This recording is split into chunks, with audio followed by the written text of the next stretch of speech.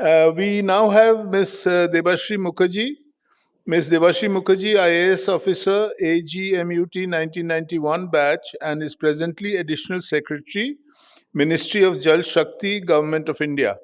She has expertise in the areas related to water, sanitation, and environmental management.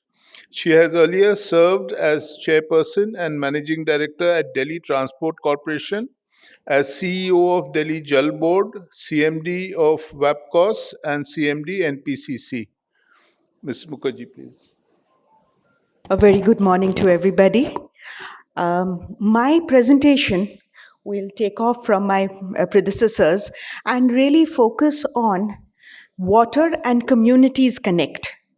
And in that context, I'd just like to share an anecdote. I've worked in the government of Goa.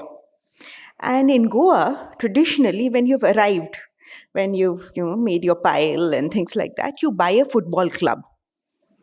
And in Bengal, where I have my roots, traditionally the practice was that when you had arrived in life, you created a water body. You dug a pond, a dighi, you named it after your parents, and that was your, this is not true any longer. And that is where this connect between communities and water is weakening.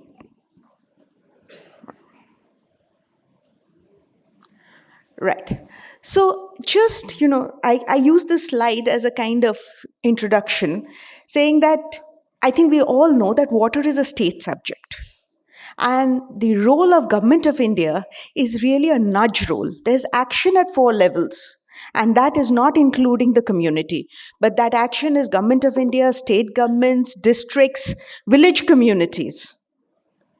And anything that, those big goals that we set are so difficult to achieve because there is this entire hierarchy of communication that you work with, right from, Government of India to the level of the person who is the ultimate actor or also the ultimate beneficiary of whatever action you're trying to take. Water management is fragmented across departments, across sectors. Again, irrigation people don't talk to drinking water people. Urban doesn't talk to rural. There is a huge, we all work in water, we work in silos. And one of our biggest challenges is how do we break those silos? Groundwater again. And I often talk about groundwater and wastewater as being invisible. We don't know. Do any of you know what the level of groundwater in your, wherever you stay is? What is the quality? You may broadly know that the groundwater has gone down because if you have a bore well, you may have had to, deepen it. But do you actually know what is the level? Do you actually know what is the quality? It's invisible. We all benefit from it, but it's invisible. The other issue is that, and we're seeing this increasingly now, is that climate change affects the water cycle. It's among the first effects, and we're seeing this. Studies say that the total amount of water that we receive in India will more or less be the same for the next 50 years. However, there will be spatial and temporal changes. So we expect more extreme precipitation events, and we expect longer dry spells. And we need to be prepared to address this because these changes are going to affect the poorest and the most vulnerable first. Poor water use efficiency, particularly in agriculture, that's the big elephant in the room as far as we are concerned. Equity in access to water, particularly groundwater. If I have the wherewithal, I can dig deep a bore well to water my sugarcane and water guzzling crops. And that immediately affects the drinking water availability in the community. Because to extract the drinking water, the power charges go up, it becomes increasingly unsustainable. So water management, water governance is a very, very, very strong equity issue. Common water resources, again, nobody's business. And this is going to get aggravated as we get water into households. It's a great program, don't get me wrong. It's a great program. It's going to free up women and children. It's a liberating program. But as that happens, we still need to keep looking at our common water resources and our groundwater in order to ensure that those services are sustained. This slide is just, I'll skim over this, but groundwater. Really, it supports 60% of our irrigation. Did you know this? 85% of our rural drinking water comes from groundwater. 50% of urban water is supplied by groundwater. And while we talk about big dams and big projects, really, groundwater powered the Green Revolution. But that is becoming increasingly unsustainable now. What are we doing about it? Now, and if you see a lot of these programs, I think the common thread that runs through it is that the primary effort here is behavior change and trying to work with communities to try and ensure a paradigm shift in how we look at water and how we manage water. So one is that overarching thing is create more storage. Can you create more storage? But there's a limit to this. Increasingly, big dams are difficult to implement, unsustainable, rehabilitation issues are unmanageable. So we are actually seeing there is a limit to how much you can do there. But parallelly, what we are doing is existing water infrastructure needs to be used more optimally. So therefore, India is now doing the largest dam rehabilitation program in the world. Which is, okay, you have a reservoir, you've invested in it. Is it getting silted up? What do you do about it? Look at your catchments. Ensure that your catchments are better preserved. And can you desilt? Is that a possibility? So existing water infrastructure, make it better fit for purpose, ensure that its life is increased. The other is the Jal Shakti Abhiyan, and I will talk about this because it's a fairly unique model. It's about recharging groundwater and ensuring that rainwater is conserved and recharged. Manage water demand. This is another, sort of paradigm shift in how and this is very much work in progress. We are working with 7 states, and in these 7 states, we are working in water-stressed areas to get rural communities to manage their own water, groundwater. So this works around the thrust is on creating water budgets and also water security plans. We're working with, again, civil society organizations to help rural communities to do that. But the big challenge is, the idea is not create pretty plans. The idea is community ownership. And can the community find innovative solutions? So in 7 states, this is very much work in progress, and we plan to extend it to 4 more states based on what has happened there so far. Water data. So through NAQUIM, the National Aquifer Mapping Program, we have water data, groundwater aquifer data, available now for the entire country at 1:50,000 scale. But the big challenge is, how do we use this data? How do we disseminate data? How do we use this data to make groundwater more visible to the people for whom it matters most? And then the universal service delivery, we've already talked about that. Jal Shakti Abhiyan. Now, the Jal Shakti Abhiyan is a unique model. The Jal Shakti Abhiyan was started in 2019, where this is a call to action for water conservation, recharge, and rainwater harvesting.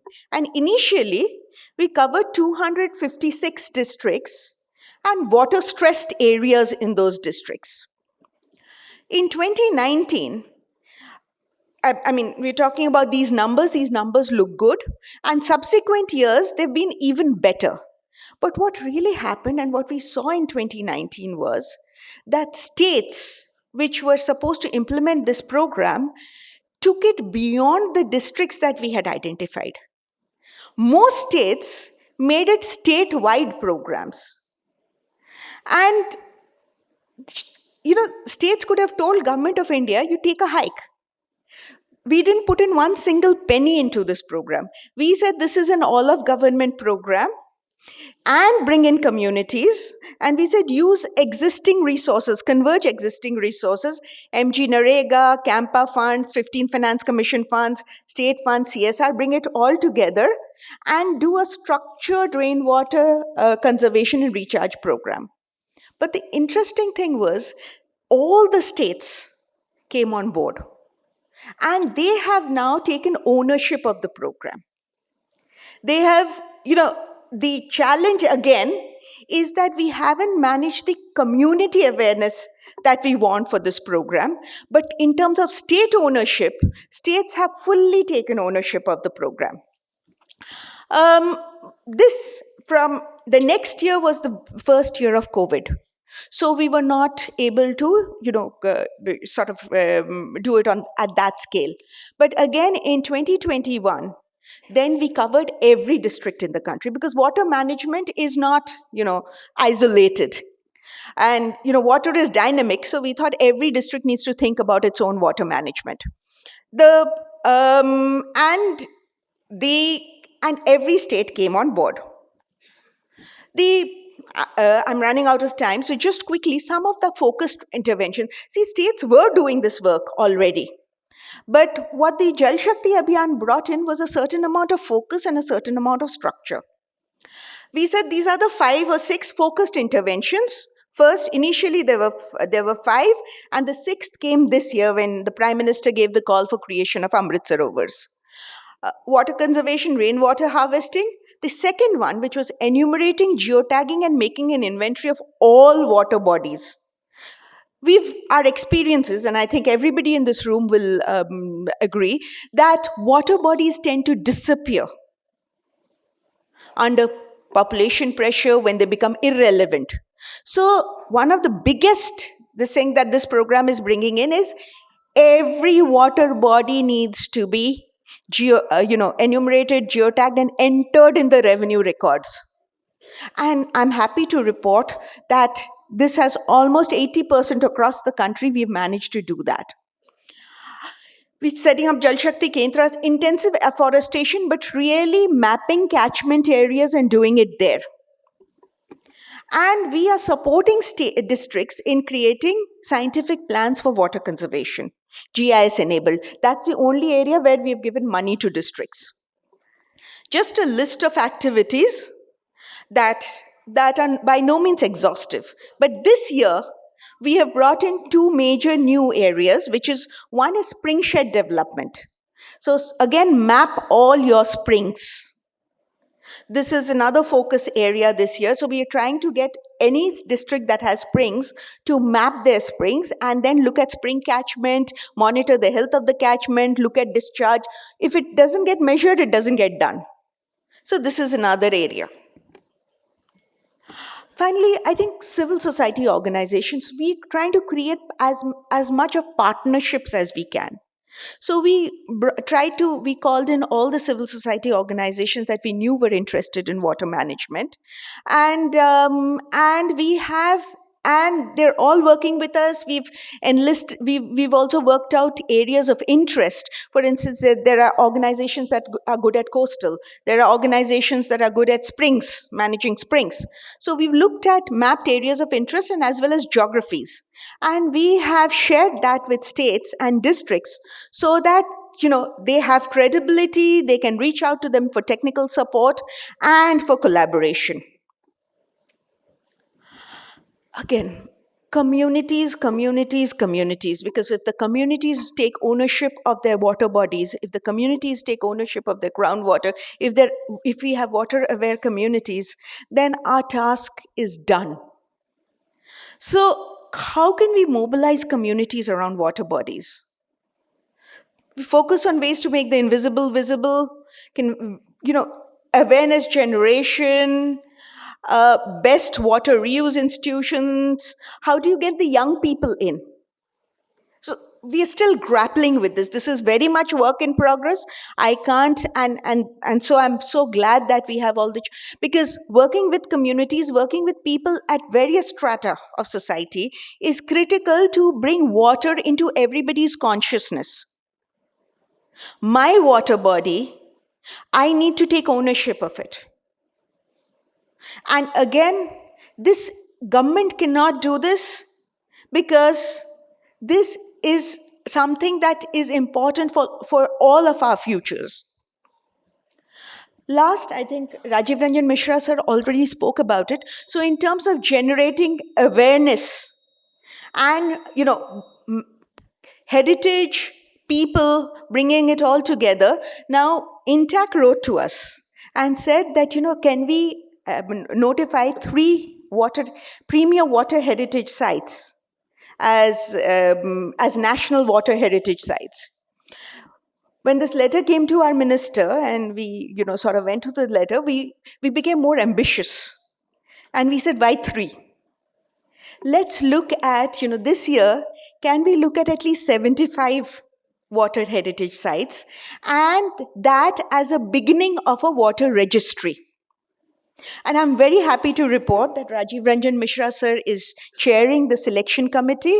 INTAC, ASI, and a whole range of stakeholders are working with us. We are working with states, and we want to put together a credible list of water heritage sites that will also bring in, multiple things. One, create awareness about water. Create awareness about heritage. Look at systems of water management in the past, traditional systems of water management. Bring water center stage and bring young people to those sites so that, again, consciousness about water, taking ownership of water becomes something that is a part of each of us. I'll stop here. Thank you very much. And I look forward to working with all of you.